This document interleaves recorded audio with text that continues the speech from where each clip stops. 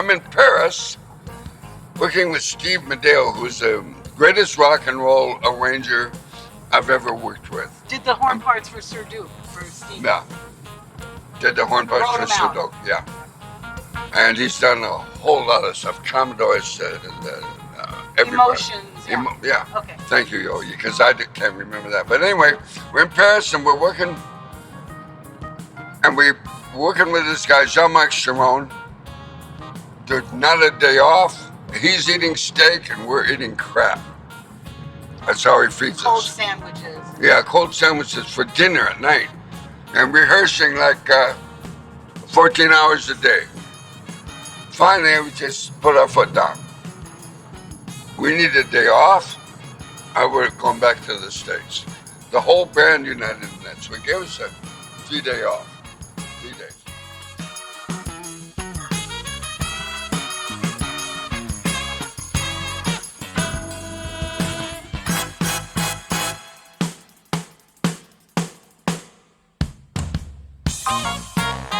On the first night, we go into we went to this little place called the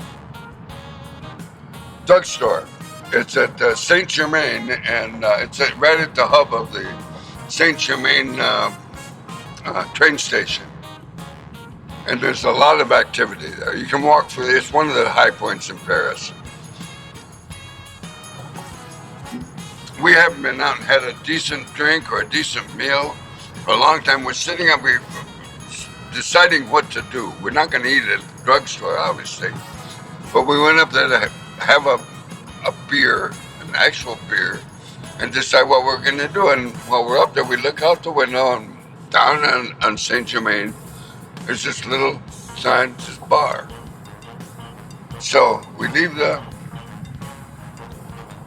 drugstore and we go down. She had to swallow. We go down to out of the drugstore and down this little sign that says bar or whatever it said. We walk down.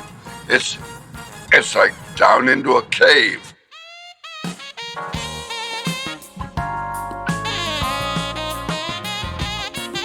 Turns out this bar has been there since 1300 or something. And it's so unique, we couldn't believe it. So we go in there and Steve Medeo says, we run an Armagnac cake. Best Armagnac in the world comes from the Armagnac Paris. Region of France. So we asked the bartender down there, Steve. I asked the bartender about, do you have any really good Armagnac?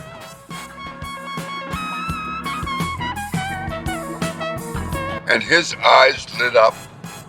He said, "Oh, monsieur. Oh, monsieur. I have in my cellar a keg that's over 300 years old of Armagnac, and the keg has been signed by royalty, the Duke of this." And so he took us down. He showed us the keg. And it was a very old keg, and it's signed by the Duke of Edinburgh, and this. So many people have been down there, seen his cellar, and had a taste of this cognac that we're about to have. So Steve says, we'll have some. I said, I'm buying the first round. Set them up for everybody. And the guy said, oh man, and there was a whole story that he went through, and this was like a restaurateur with his prize dish. This bartender was telling us this is his prize serving of alcohol. And we put it in the snifter, and you're supposed to hold it in your hand, warm it up in your hand, swirl it, smell it, then savor, just mere sips. Just sips. This isn't drinkable. This is sippable. So, well, he's showing us what to do. Steve Medeo is over there and he says, pow! Give me another one.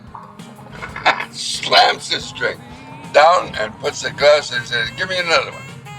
I says, well, I wish you wouldn't drink it like that. Steve says, never mind how I drink, just give me another one. So he gives him another one, bang! And we're still working on our first one. But Steve has 3 pounds like that, and we're ready for our second one. We have a second one. The bill comes to around $600. It was $35 a shot. And there's like 5 or 6 of us. And we're talking 1980. And Mandela's footing the bill. So 1980, 81, something like that. Gosh. But he was so glad to get out from under John Macaron, Little tyrant. this little tyrant French composer, not composer. He had a Rolls Royce. He didn't know how to run it or drive it. And Or start it, for that Steve matter. always started. Steve says, Slyde's got a Rolls Royce. He left him.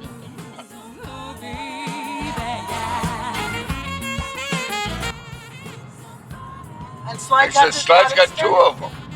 Oh, he says, can you see? I'm having trouble starting the car. Because you just get in and put together.